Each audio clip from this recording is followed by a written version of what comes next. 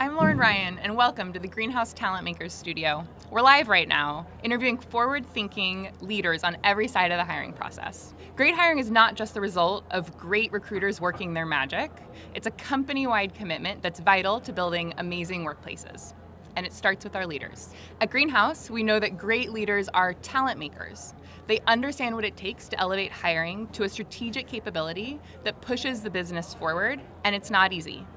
That's why we've asked some brilliant folks to join us and share the challenges they've overcome and the lessons that they've learned on the way to aligning their people strategy to their business strategy. So join me and get ready to learn what it means to be a talent maker. I'm here with Shauna Geraghty, VP of Global Talent at TalkDesk.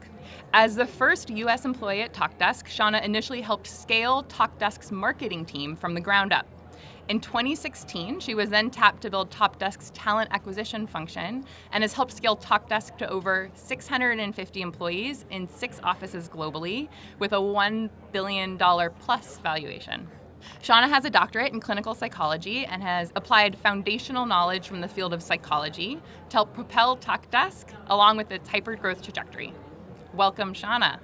It's so nice to have you here today. Thanks for joining us on the Talent Makers podcast. To kick things off, tell us a little bit about what you love about working at TalkDesk. So TalkDesk for me, when I joined, I realized it was kind of a once-in-a-lifetime opportunity. I understood the potential of the product in a huge market, but the thing I loved the most about it really truly was the people, right? It was a bunch of passionate people that were working hard and all kind of rowing in the same direction, and it was something that I really wanted to be a part of. And the reason that I stay is still the people. So now in a talent acquisition role, I'm able to not only attract world-class talent, but bring them into the organization and watch them firsthand make an impact, not only on our product, but some of the things that we're doing when we go to market as well.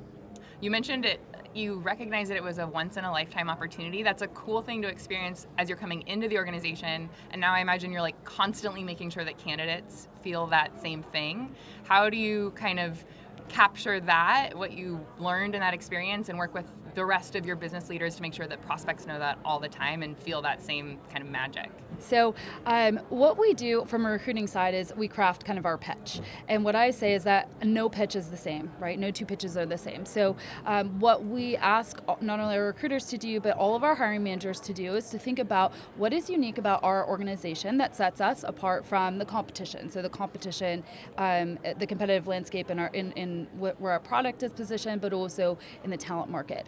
And then take those core tenets and then build that into kind of what sets us, what would be compelling for that individual in this role. So you're shaping it individually for each kind of candidate that comes through, or at each department as they think about what makes them special in that landscape. Exactly. So it's not just the organization, but it's the role within the organization, how they can be part of our growth trajectory, but also how they could potentially add value to that team or department. How do you get feedback on it and iterate on it over time? Like, how do you know it's working? I tell my recruiters, it's working when at the end somebody says, wow, that's amazing, right? And so there's usually like a cue that the candidate will give you. And I think for us, one of the things that we make sure of is that we not only create velocity in the process, but that we reduce candidate-initiated drop-off. So it's really important that our recruiters are the ones that are qualifying them out versus the candidate pulling out of the process. And so if you've minimized candidate-initiated drop-off, that person's excited about the opportunity and they're moving through the funnel with velocity. A doctorate in clinical psychology and the practical work you have done could seem out of reach for even the most high-achieving HR talent leaders. What are the 3 takeaways that you could share from that academic world that you were so steeped in that people and your peers at other companies could apply today? It's a great question. So in clinical psychology, I'm often interacting with patients and engaging in really structured clinical interviews. And so when I moved into this role, what I did was I realized the importance of that in informing a clinical diagnosis and how we could do the same or apply some of those same principles in talent acquisition to inform whether or not that person would be a good bidirectional fit for the organization. So the one takeaway is creating a very standardized and structured process and that you're asking the same questions to the same candidates. The next is when we're informing or when we're creating a diagnosis, we're taking data from multiple different data points and multiple sources of data. And the same is true or should be true in recruiting. So not only should you rely on interview feedback, but also we have what we call an in vivo challenge, which is a challenge that assesses goodness of fit for the role. So we'll look at the performance within that piece, and then other forms of assessing fit. And then I would say third is that part of the key to success is in clinical psychology is developing rapport as early as possible. And there's a lot of training that we do on how you can develop rapport. What I say is the most important thing is to be genuinely interested in that individual. If you have this genuine interest in that person, how they live their lives and what's important to them, then that connection is authentic and real. And the same is true in interviewing as well. With candidates, sometimes you only have a few minutes to develop rapport, and if you're genuinely interested in them as a human and what they care about, then you can develop that rapport really quickly. I had never made the connection before, but like very much so, recruiting is an art and a science, right? It's about this human that's unique on the other side of the process, and you're trying to understand them and what makes them tick and like how to get them to the place you want them to be. But there's a ton of science and rigor that you need to put into the process and how you operationalize it, and not assuming that it's so every rec you run is so unique that you couldn't possibly standardize it. And I imagine that like having that background of treating a human in clinical cytology as a science has like really enabled you to see both sides of that equation. Yeah, absolutely. Every rec that we run is standardized, and we run the same process for every role, every level, every geo. There's a bit of like local flair that we can add to it to optimize for that talent pool, but in general, every single candidate has that same experience. Was that the case when you first took over the talent acquisition team? Was it already structured in that way? So when I moved into the role, we didn't have talent acquisition. We had scaled TalkDesk to 120 employees, and we didn't have anyone in talent or HR. And so at the time, our COO asked me to move over from marketing to establish that function. And so I was in that perfect position to build something from the ground up. And I think for me, that was a unique experience probably, but also I understood the importance early on. So I literally took a month to build out our process, to train the organization on that process, and then I deployed it myself. I was the only hire on our talent team for the first about 6 months, so I wanted to make sure that it worked, and it did, and then we started to scale it from there. Was there any unexpected change management or resistance to standardizing something like hiring? Yeah, it took us almost a year to train, probably a year and a half to train the entire organization exactly end to end, because our process is really robust and there are multiple steps throughout the process. And basically what we did is we created a wiki, and so we trained all of our managers. Anytime we have a new manager, we train them as well. Any new interviewer, we train them. But a lot of what we do is redirect to the process. If they deviate from the process in any way, we're redirecting them back to the process using the wiki, and also our recruiters are empowered to have those conversations. They literally have them on an hourly basis, and that's most of my job right now is still redirecting back to the process. And so it's a lot of fun, but we now have a culture where everyone within the organization understands the importance of recruiting and TalkDesk. They understand our process, and they know if they deviate from the process that we'll catch them and we'll put them back on track. But it's worked out phenomenally. I think that in a lot of organizations, structuring recruiting seems somewhat aspirational. The idea of like having set stages, having specific skills you're testing for, submitting feedback to the recruiting team seems like a great idea, and also sounds really hard.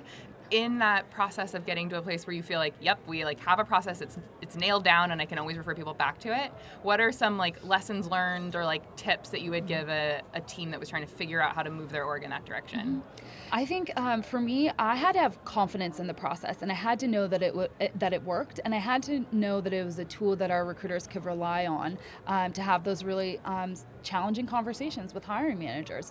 And so I think one lesson that I learned was to be on the front front lines myself to make sure that I was a recruiter myself and recruiting recs, and that I understood exactly what it took to make sure that we're bringing top talent into the organization. And as soon as I built that confidence, then I knew that I can convey that to our hiring managers and to our recruiters and say, it works, right? If you follow the process, then we know it's going to result in top talent. I did it for my first full year on the job, and I was the best recruiter within our organization, and I had no background or experience in talent acquisition. And so if I can do it, you can do it too. And so that would be my advice, right? So develop something that you think works for your organization using an ATS that allows you to kind of have that standardized process, and then convey that with conviction across your organization. It's just stand behind. I had to stand behind it a lot. Yeah, be like willing to dig in a little bit. And it sounds like what I've heard often is like figuring out a way to run a test, whether it's with yourself or like picking a hiring manager or department head that is most inclined to want to structure something and get a lot of data out of the process, like run a little bit of a controlled pilot where then ideally you have some outcomes at the end where you can demonstrate that like, look, this works, like it's worth the effort, it's worth what you'll put into it. Yeah, that's a good point. So we're just going through a process of restructuring now our technical challenge or technical review process for our engineering org. Our engineers right now take about 50% of our headcount. So it's a lot. We're looking to hire 1,000 engineers or have 1,000 engineers on board by the end of next year. And so in order to meet that scale within a really challenging market, we had to really kind of think critically about the process that we had in place. And so what we did was we tested a new tool and a new process with a really circumscribed group. We made sure that that group was in 3 different locations, so it was a representative sample, and then we put candidates through that process. And basically what we had to do was prove that our new process and our tool was able to effectively select goodness of fit or high quality candidates for our organization without qualifying out folks that could potentially be a good fit. And so we ran that pilot for a few months. With the help, we partnered with our engineering organization, and then once we were all confident in our results, we were able to scale that. So it was really interesting to kind of, even though I came from the ground up, to think critically about some of the things that were breaking as we scaled, to how we can iterate on them, make them better. Is it a secret sauce? What was the kind of main tweak that helped you feel like you were improving identifying quality of hire? So for us, it was less about historically, our technical challenge was phenomenal at identifying goodness of fit for the organization. But the main barrier was the time it took to deploy that and the engineering resources that we were taking off of being productive for the organization. And so we thought of ways to optimize that in order to scale it a little bit more globally or widely. The other thing that we did, so essentially we're reducing the candidates' time in technical challenge and our engineering resources on technical review of that challenge. The other byproduct of that is that we introduced a little bit more standardization so that if engineering hiring manager A is in one location, we're calibrating them essentially against engineering hiring manager B in a different location with a different team, different level and seniority. So for us, I think it was like the best of both worlds solution. I've seen you talk about 3 pillars of a successful talent org before. Tell me about those pillars. How did you arrive at them, and why do they work for your org? So when I started the talent acquisition function, I thought, what are some of the core tenets that we knew we needed within our organization that we could all drive towards to arrive at our ultimate goal, which is hiring the best talent in the world. And I thought that if we could optimize efficiency, effectiveness, and the candidate experience, that will allow us to hire the best talent. And so what I did was I made sure that we had a team that owned that piece. And my first hire was a talent operations individual, and now we've scaled that team to a talent operations function, which is global. We have a talent ops person in each of our 6 offices, and then we have a talent operations manager. And their entire goal is to help us optimize efficiency, effectiveness, and the candidate experience. But above and beyond that, the recruiting organization knows that they're working towards that, and then we built KPIs along each of those pillars that we report back not only to our recruiters, but to our hiring managers and the business to let them know how we're doing with each of those pillars.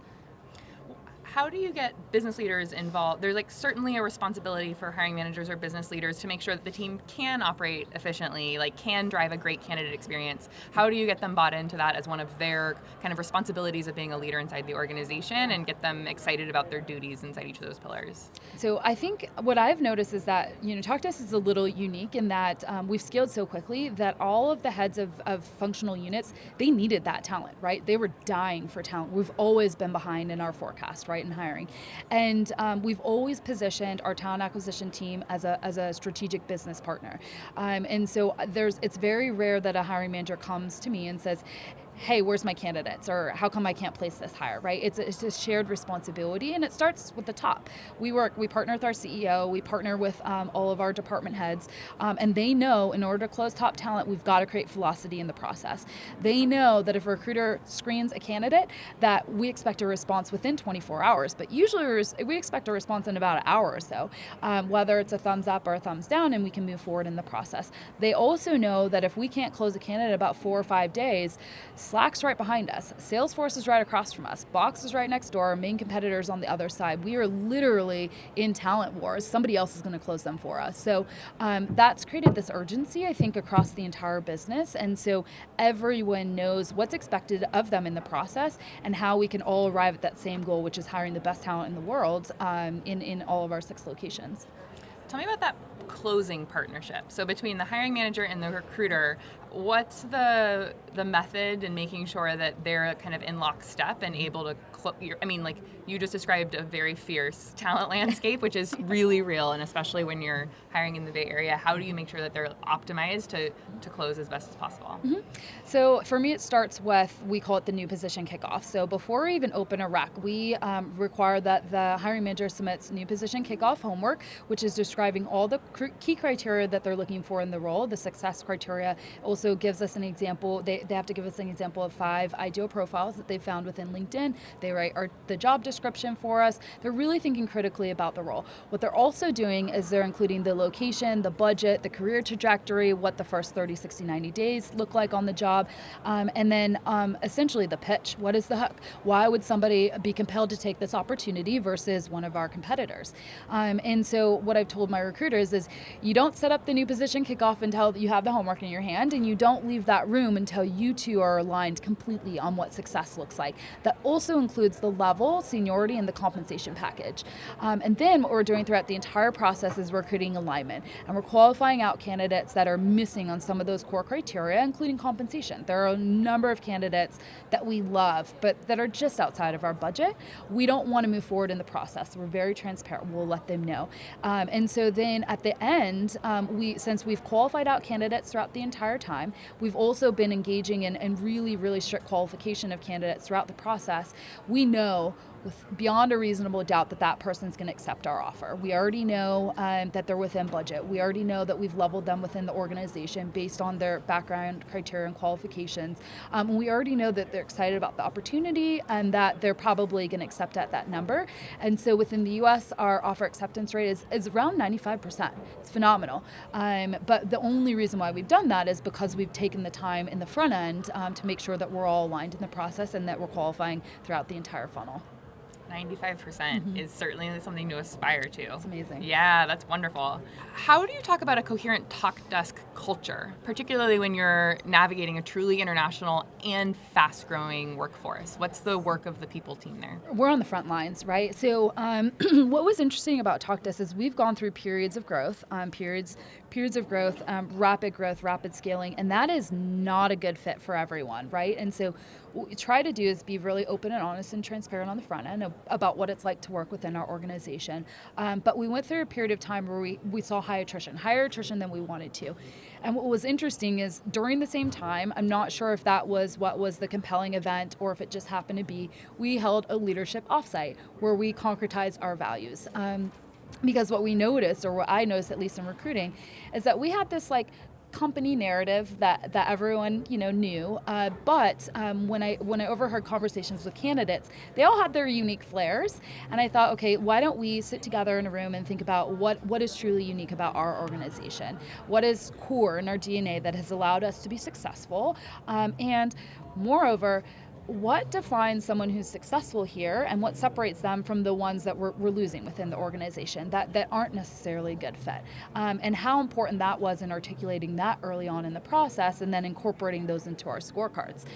So we spent a full day leadership offsite defining our core values, and then what we've done is we built them back into the scorecards as scorecard constructs. So not only are we assessing candidates on goodness of fit for the role, but we're also thinking about whether or not they're going to add value to our organization, and they're going to be excited about some of the things that we're really excited about. And then the most important thing is that we articulated that value, those values and those narratives globally. And so it's not enough just to have a leadership offsite to define those values. The recruiters really truly have to internalize them. People have to make sure they have to be excited about them. There's a lot of different things that we do within each office to make sure they're top of mind. But I think most importantly is that we make sure that each of our offices their values or what's unique to them never clash or conflict with our corporate values that we've defined within the organization. And that can be challenging at times, but I think that's also where the fun is. And for us, we have a very lean HR organization. We're a lot more heavily skewed towards recruiting, so recruiters are mostly on the front lines of that. It's really interesting that you were able to connect attrition, which is a lagging indicator of health of an organization, and take the data from the recruiting team, which is on like the very front end of who's coming in and how they perceive your employer brand, and connect those two things.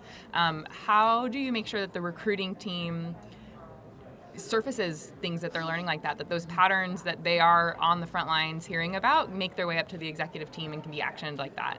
The first thing that I've done is I've incentivized that behavior by building metric around it. So one of the metrics that we communicate on a quarterly basis to the business is churn. And I'm looking at attrition at the 3-month mark, which I classify as a mishire. If someone churns within the first 3 months, then we as an organization, we made a mistake in the hiring process.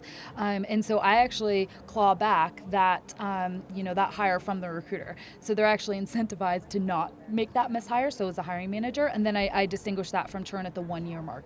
Beyond 1 year, then we're thinking that that's someone's like choice and willingness to leave the organization. And then, so it starts with that. The other thing that I've done is I've made sure that we've had this like bi-directional communication with our executive team. So I sit on our steering committee, which is essentially all of our leaders, the leaders of all of our functional units with our executive team, and on a bi-weekly basis, we're communicating what we're learning from the front lines. We have actionable intelligence that we're gathering on a daily basis that our CEO and our executive team uses to drive company strategy, and they rely on us for that information. So we've created ways to capture that in a very structured way and for me to communicate it back up the chain, and we're using that literally on a weekly basis to decide what markets to dive into, what talent pools to tap into, what products to launch sometimes. Really, really critical information. So it's a really nice partnership because they rely on us and we rely on them in the recruitment process as well. That's awesome. It really is muscle building. Like I feel like it's that first time that you surface a data point that feels like you're nervous to share, like isn't the best news that comes up through recruiting. It's how that reaction happens and how it gets actioned that then creates a kind of cycle of like, oh, I know if I surface this, something will happen. It'll get fixed. It'll get, people will dive into it and take it seriously. And so it just kind of keeps happening over time, which is the kind of culture that you try to create. Yep. TalkDesk's radical growth could also deliver a lot of strain on the organizational culture. How has your team adapted and made sure to kind of be the team that TalkDesk today needs and not the one that it needed a year ago? Our recruiting organization just also went through a period of rapid growth. So within the last quarter, we scaled from about 15 to 45 just within recruiting globally. And so what that required was not only for us as a team to come together to make sure that everyone that we've onboarded within our recruiting organization really understood our process, really could ramp as quickly as possible, but also it allowed for me an opportunity opportunity to think critically about the processes that we put in place and whether or not they'd work at scale within our new offices, within new talent pools, and within new environments. And so I'm using now that data or that feedback to make sure that what we're doing now is working. We know that there are certain things that break at scale. We've already encountered them, but what we try to do is get ahead of them. So I work really closely with our talent operations organization, our FP&A organization, our executive team, and our hiring managers on a daily basis, but I also survey them on a quarterly basis, and we're capturing that data, like qualitative and quantitative data on their experience working with recruiting, and using all of that feedback to drive process improvements. I think so you were just talking about collaborating with different cross-functional executives, and I think something really interesting about your background is that it is so diverse. You've come through clinical psychology, you worked in marketing, and now you're in the talent world. How do you think that experience shapes how you interact with the rest of the exec team and how kind of the talent team is able to operate inside of TalkDesk? I think I was really unique. So as the first U.S. employee, I've really, from the beginning, partnered with our CEO, and our CEO considers me as his right-hand person in a lot of ways. If something happens in the business, I'm usually the first to know. He'll tell me first, and vice versa. If I'm learning information about the business that I think is important for him to know, I'm communicating that to him frequently. Whatever it is, the good, the bad, the ugly, he needs to know in order to understand kind of how to steer us in the right direction. And so because of that tight coupling, I think and also because I was involved in the hiring process of bringing in every executive after me, I already had that kind of like instant credibility, instant buy-in. What I was lacking was that expertise, right? And so one of the things I've done is I've leaned on mentors, external to TalkDesk that are in the talent acquisition space, but also my team, because they've been recruiters and they've been in the space longer than I have. They've worked for amazing companies. To really just kind of get a pulse check to make sure that is what we're doing really best in class, best in breed. Can I push back this hard with this hiring manager? Can I communicate this way? And that's given me, I think, the confidence to be able to, to hold that position within the organization, and also to hold my team to that level and that standard. One of the pillars of being a talent maker is being a talent magnet, attracting great folks into the organization. And with kind of that perspective that you bring of having been through a lot of different types of functions and thought about humans through a lens that isn't just about business, how do you interpret that into being a talent magnet? How do you make sure that like you are personally helping bring great folks into TalkDesk, and maybe specifically on your team as well? So because of this period of rapid growth, I've thought a lot about what's important in my team and how do I attract those individuals. And I just did a post on LinkedIn, but I just did an office tour. So I went to all 6 offices in 2 weeks, and I left. I was on the flight home, and I thought, like, I just built the best team in the world. Our team just built the best team in the world. They're amazing people. They really truly care about connecting with individuals and ensuring their success within the organization. And it was like such a gratifying experience, but I was reflecting on like, well, how do we do it? How do we do it so quickly? And I think for me, it was all about making sure that at least that core foundation, our early team, was so excited and so passionate about TalkDesk and the organization through thick and thin, because a lot of those individuals have been with me or within the organization for 2 years, and they've seen ups and downs. We had really terrible Glassdoor reviews for a while, and they were so bullish about the opportunity, about the company, that they stayed. And so I think for me, it came down to that. The others, and so I always say that it takes 3 things to be successful within talent acquisition at TalkDesk. It is understanding the process and adhering to the process. It's your attitude, so attitude in general, and then it's really about kind of being learning oriented. So thinking about whether or not you have that growth mindset. You're looking at challenges and getting excited about them and seeing them as opportunities. So I think the core team, the team that kind of made it through the thick and thin, they had those 3 things. They were able to perform in really challenging environments, and they were a lot of the social proof that I needed to make sure that I can continue to attract top talent. So so I feel really grateful. I think that we built an amazing team, and I think understanding what worked through that thick and thin was really important in helping me identify who would be a good fit to help us scale. Bad Glassdoor reviews, that's super tough. How did the organization address that? What did the process of realizing like, ooh, we got to do something about this, and then doing something about it look like? Ooh, it was challenging. It was top of mind for us, right? So I would say at that period of time we had a very polarizing environment. So people either loved TalkDesk, or if they left the organization, they were very vocal about why they left the organization. And I think Glassdoor is a fantastic tool, right, for us to be able to share our experiences, and it's also a tool that candidates absolutely lean on heavily in the process. So, we realized that it was impacting our ability to recruit the best talent in the world, and we realized it early on. It doesn't take very long to know that it's impacting you, right? Because our candidates are bringing it up. They're asking our executives in the interview process. They're asking our recruiters.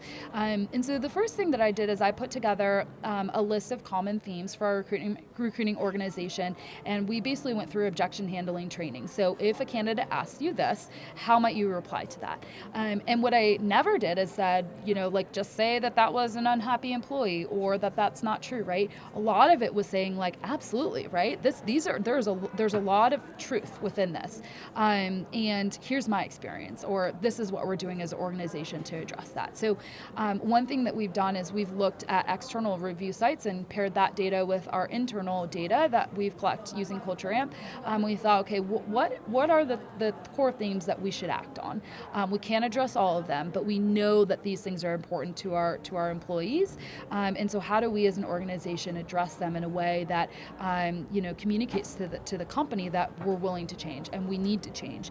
And I don't think, we saw a huge uptick within that year. I think just letting the employees know that we know it's a problem and we've got a plan or a solution or a plan that we're working towards was enough to kind of ease the tension.